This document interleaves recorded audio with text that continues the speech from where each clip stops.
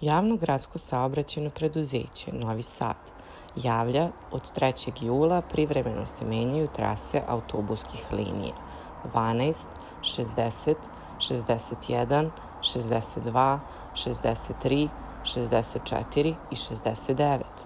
Zbog rekonstrukcije kolovoza na Bulevaru Oslobođenja na trasi od Bulevara Cara Lazara do ulica Maksima Gorkog braće Ribnikara, režim saobraćaja do završetka radova biće izmenjen na sledeći način.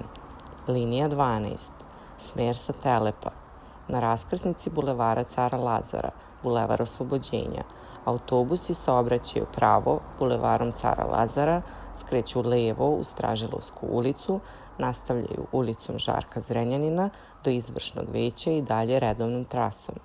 Smer iz centra, iz ulice Žarka Zrenjanina, autobusi skreću levo u Stražilovsku, zatim desno na Bulevar Cara Lazara i saobraćaju do raskrsnice sa Bulevarom Oslobođenja, nastavljaju pravo i dalje se kreću svom trasom. Linije 60, 61, 62, 63, 64 i 69. Smer od Železničke stanice.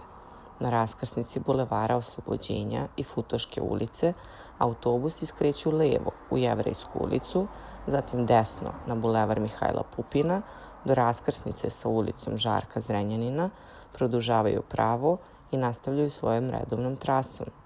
Smer prema Železničkoj stanici. Autobusi saobraćaju redovnim trasama.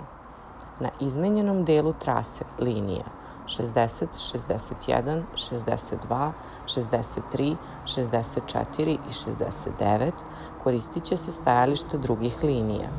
Za vreme trajanja radova ukida se autobusko stajalište linija 7B, 12, 19, 68, 71, 72, 73, 74 i 76.